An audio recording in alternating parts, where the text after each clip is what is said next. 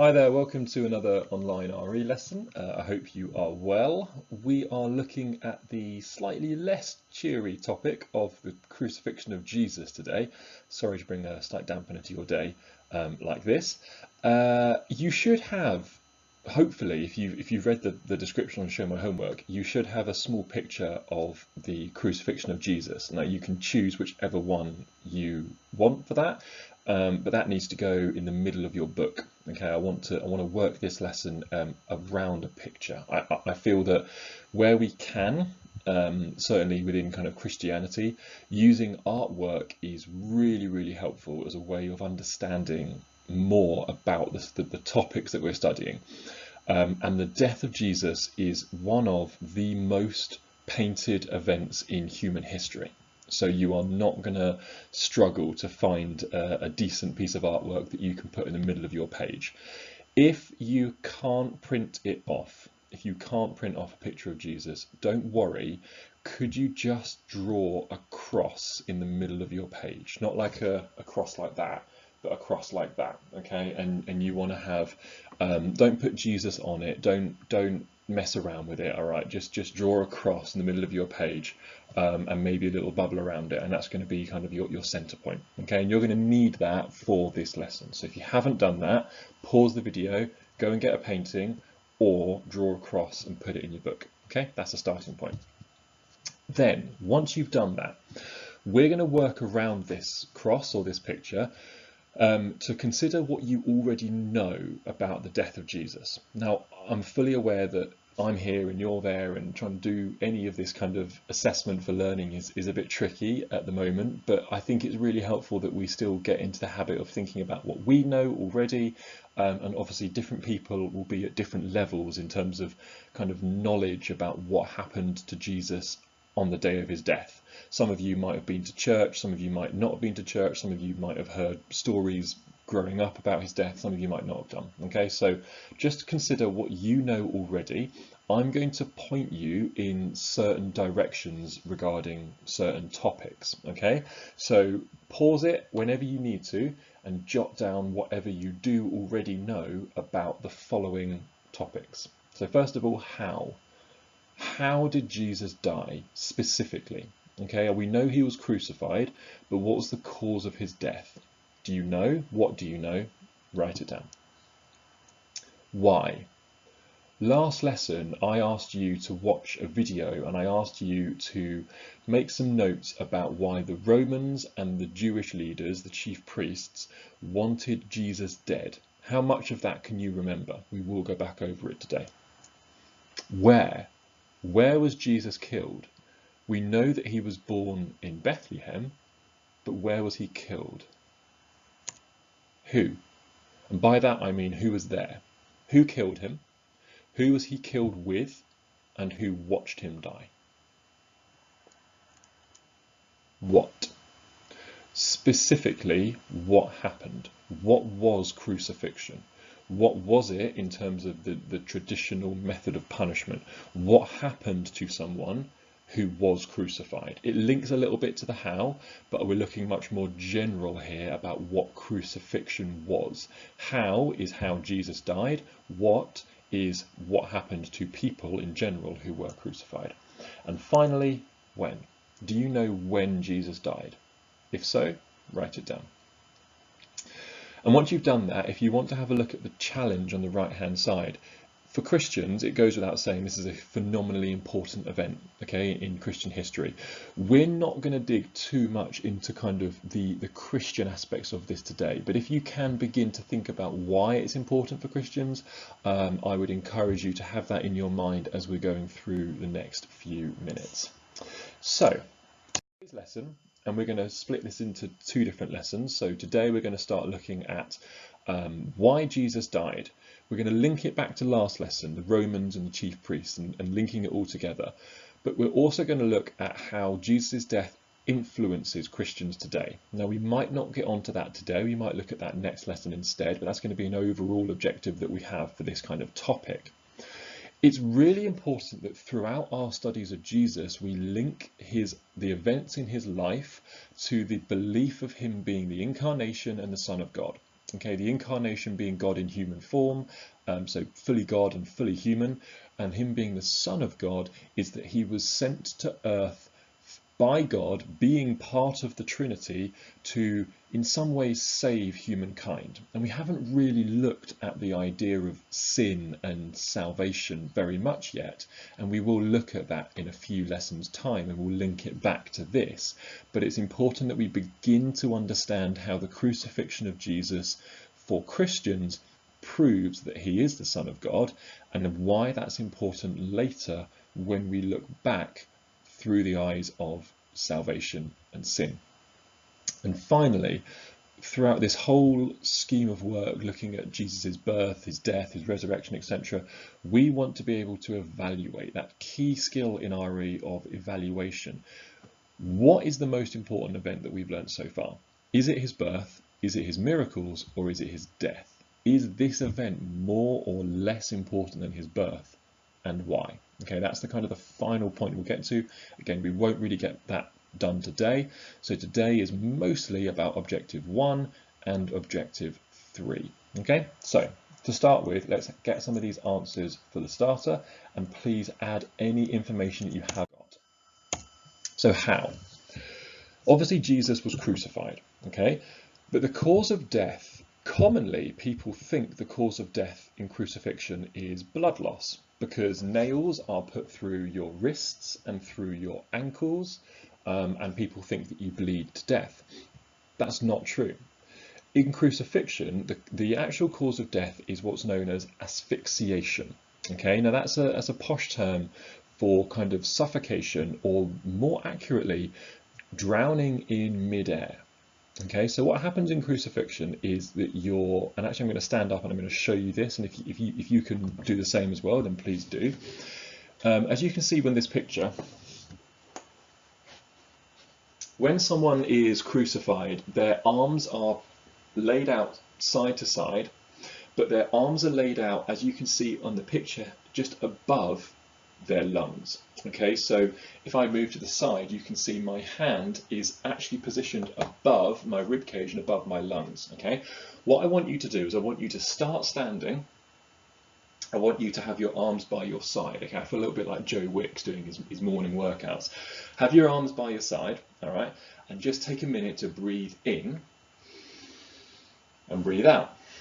And you can see that's proper easy, isn't it? Yeah, it's just you're just breathing, all right? But what I want you to do is continue breathing in and continue breathing out, but slowly raise your arms up your side. Okay, so you're going to go from here to above your ribs.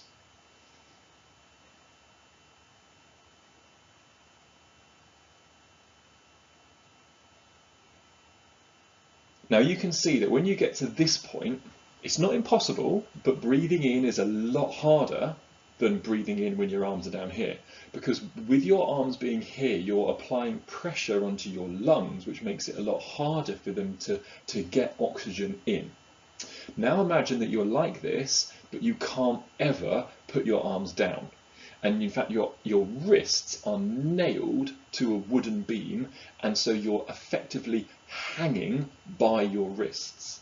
The only way to really get enough oxygen into your lungs is to push yourself, getting your head above your hands, or getting your chest above your hands, to get oxygen in to your lungs. That's where it's that feeling of kind of drowning in midair, because you're kind of reaching up to get oxygen like you would if you were drowning in water. Now the issue with that is that you can't actually push yourself up that much because you've got a nail stuck through your feet. And so every single time you push up, that nail rips part of your feet, which is obviously incredibly painful. So you are exhausted, you're hanging there for hours, sometimes even days. The Romans would leave victims of crucifixion just to hang there for hours and days until they were dead. It wasn't a quick punishment, it wasn't a quick death, it was a long, painful, slow death. One of the most inhumane, torturous deaths you can possibly think of. And they would do it to a number of people. It wasn't just Jesus, it was a very, very common punishment. Where basically you would hang there until you were so weak that you couldn't take in any more oxygen, and that is how you died. Why? The reasons are threefold. Obviously, the Romans were a little bit worried about Jesus. He had a large following and he was amassing more followers every day because he was performing miracles and he was teaching people in the synagogues, and people were really listening to everything that he said. They called him teacher, called him rabbi. They really valued the words that he said. And the Romans, as we know, had a rule over Jerusalem at the time, but they were quite a worried bunch of people because they wanted to enforce people's sort of following of them. They wanted to enforce people's obedience through guards and violent punishments in public. And so if somebody came along who threatened what they saw as the peace, which is basically everyone being too scared to do anything about them being there, they were really worried. They thought that he would get enough followers to start a riot and overthrow the Roman Empire, or at least the Roman kind of rule in that area. So anybody who really put their head above the parapet, and anyone who got a lot of followers, was at risk from the Romans, and Jesus was seen as a disturber of the peace, and therefore they wanted to get rid of him. The chief priests, they wanted to kill him. They were actually the kind of architects in Jesus' death. They were the ones who convinced Pontius Pilate to kill him. They were the ones who managed to do a deal with Judas Iscariot to betray him. They really didn't like Jesus. Jesus made them look stupid. He made them look like fools. He made them look unkind and unfair, because these chief priests followed the rules of the holy text very, very specifically. And Jesus came along and said, actually, we should be a little bit more human about how we do things rather than just following rules the whole time. But the main thing for them was that Jesus was referred to and stated that he was the Son of God. And that for the chief priest was blasphemy, and blasphemy, or blasphemy, scone, blasphemy, is punishable by death. Okay, the punishment of blasphemy in those days was death. So they were just basically sentencing him for blasphemy to death. So they're the two kind of sociological reasons for his death. And the final one is more theological. Christians believe that, yes, whilst the Romans didn't like Jesus and the chief priests wanted him dead as well, it was always a plan all along. Okay, God had a plan all along that Jesus would come to earth, would live as a human for 30 odd years, and would then die. And in his death, he would save all of humankind from sin and the punishment of sin, which is death and hell. Okay, now we're gonna come on to that later. I'm not going to go into that too much detail now, but it's really important for you to understand that Christians do not believe Jesus's death was kind of coming out of the blue, yeah, and God just went, oh no, he's been killed. Christians believe that it was a plan all along. They believe that God knew he was going to be killed, he planned for him to be killed, and there's a reason far beyond the politics as to why Jesus died. Okay, and we're going to come to that in future lessons. Where Jesus died is a place called Golgotha. Okay, and that place is where they crucified a lot of people. It translates as the place of the skull, and it is a hillside just outside the walls of Jerusalem. Okay, it's very simple basically. The city of Jerusalem had big walls, as all cities in those days had, and if you crucified somebody within the city walls, that dead body would have somewhere to go, and it would get a little bit grotty and gross and smelly. If you crucify them outside the city walls, it just saves there being dead bodies basically in the city. So they crucified them out of the city walls at a place called Golgotha. Who was involved? So he was crucified by the Romans. Roman guards were the people that drove the nails into his wrists. He was crucified alongside two criminals, okay, common criminals. They were, I think, convicted of robbery and kind of rioting, etc. And some of his followers were present, okay, including his mother Mary, his disciples, and some other people as well. The key, I think, one of the key things to remember is that plenty of women were there watching his death, and plenty of women were his followers. Women aren't always mentioned in the Bible, but some of the key events in Jesus' life, so his birth, his death, his resurrection, were witnessed by female followers, and I think they've been done a bit of a disservice by a lot of organised Christianity years later, but it's really important to remember that actually they were there as well as his male followers. Okay, what? This is kind of the graphic explanation of what crucifixion was. Crucifixion was a very slow and painful death, as we've already explained, where nails were driven through the wrists and the feet. Okay, now sometimes they didn't use nails, they just sort of tied your arms with rope, but either way your arms were hung, you were hung by your arms with your arms above your chest. If you ever see artwork, and I'm sorry for those who are a bit squeamish, if you ever see artwork of Jesus on the cross with a nail going through his hand, that artwork is wrong, okay? Because nails were never driven through the hand. And the reason for that is very, very simple. If you feel your hand, you've got in your hand small little bones and cartilage and all this kind of stuff in your hand, but nothing that is strong enough to hold the weight of an adult human. Yeah, I weigh 80 something kilograms. If I was hung by a nail through my hand, it would just rip. It would just rip out and my hand wouldn't hold it. However, your wrist has these two bones, tibia and fibula, which are a very nice little setting for a nail to go through. Okay, so that is where they would put the nail. So any piece of artwork that you see in any museums or art galleries about Jesus on the cross, have a look where the nail is. If it's in the wrist, it's accurate. If it's in the hand, you can have a little word with the artist. And finally, when? Friday. A Friday. We don't know exactly which day it was. There's a couple of theories about which ones, but it was a Friday, which is now known by Christians as Good Friday, the day that Jesus died, around 33 AD-ish. Okay, so he was about 33, 35 years old when he was killed. Okay, so that's all the information that we need about Jesus' death, how it happened, when it happened, why it happened, etc. If you need to pause this video, jot this stuff down, you are welcome to do that. We're going to move on. Rejoin us when you can.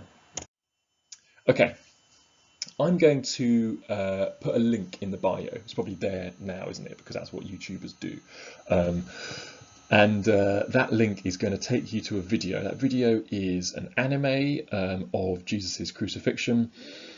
It's not real life, i.e. it's an animation, but it's still a little bit gory, so just be aware, okay? I don't want to do it a disservice by making it seem nice, because it's not nice, but I also don't want to ruin your dinner, okay? So if you need to look away at times, you're welcome to do that. I want you to watch this video, at least like that, through now, basically. I want to pause the video, open a new one, watch that video. You can have 3 headings, okay? Write these headings before you watch this video, okay? I'm not going to read them out because you can read, and they're all there on the screen for you. So write them in your book, leave about 7 or 8 lines between each heading because you're going to be putting bullet points underneath them, and fill in each category whilst and after you have watched the video. You are aiming for at least 2 things in each category. Okay, I'm going to give you one little hint. In the first one, things that happened during his crucifixion that show he's human, things that he said and did, okay, so emotions that he showed, things that show that Jesus is divine are promises he makes to the people either side of him. Okay, that's really important. And things that happen that show he's the Son of God, things that he says and things that others say about him. Okay, and we will come back to all of this. I'm going to go over all of these next lesson. Okay, so you do the work now and I will add in any information that you've missed next lesson. Okay, you will have seen these quotes, having already watched that video, you would have seen these quotes on that video. I would like you to draw this table in your book, including all the information that's in there currently, and I'd like you to fill in the remaining boxes. So in the first column on the left hand side you have 3 things that Jesus said. Okay, he said, Father, forgive them, that's about the Romans.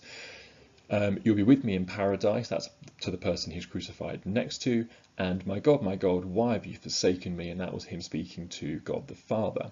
The middle column is why this is a significant thing that he said. Why is it important for Christians? I've done one for you. That bottom one, the one where he cries out to God, Jesus is literally feeling abandoned. He's saying he feels forsaken by God. He's feeling in pain, which is really important for Christians because it shows that he is human. It's his human element. He felt pain. He felt abandonment on the cross. Now, if I was to transfer that into the next box and talk about the final column is how that influences Christians, if I'm a Christian who thinks that Jesus understands what pain and abandonment feel like, then I'm going to be more likely to pray to Jesus when I feel pain or abandonment, because I know that he knows what it's like. Okay, so it gives a Christian a sense of comfort, and it encourages Christians to pray to Jesus when they are feeling pain, abandonment, etc., because he knows what it's like. Okay, it's all about that incarnation. So you can pop that in the bottom right hand one now if you want to, because I've just given you that answer. The rest of them are empty. Okay, so you need to explain why that quote is significant and how that quote could influence a Christian, or if you can't think of an influence, then what it teaches Christians. Basically go one step further than the importance and talk about how it actually affects a Christian today. Okay, do that table for me now, and you will have one more thing to do after that. And that is this. This is the final task that I'd like you to do. And if it takes you beyond the 1 hour, then stop it and do it next lesson. It's really, really important that we apply all of this information in a different kind of way. So we've done a table, we've done a mind map, but I now want you to go a little bit deeper into the events surrounding the death of Jesus. And I would like you to imagine that you are at his crucifixion. Okay, you are not Jesus, but you are someone who is there. And you want to write an account of what you saw, what you heard, and what you felt about it. Now you're going to put yourself in the place of one of the following people. Okay, either the religious leaders who demanded that he be killed, so the chief priests who are happy with his death. There was a Roman centurion who did actually believe that Jesus was innocent and the Son of God. Okay, he's the one that stabbed him in the side and blood and water came out. We'll talk about that a bit more next lesson. He believed Jesus was innocent, so he's kind of a bit shocked at what's going on. And you've got a follower of Jesus, one of his disciples, who is watching from the crowd, who's obviously devastated and doesn't yet know that he's going to rise again from the dead in 3 days' time. So imagine you're one of these people and write a short half-page account of what you saw, what you heard, and what you felt to help you apply this idea of the crucifixion in a bit more detail. Thank you very much.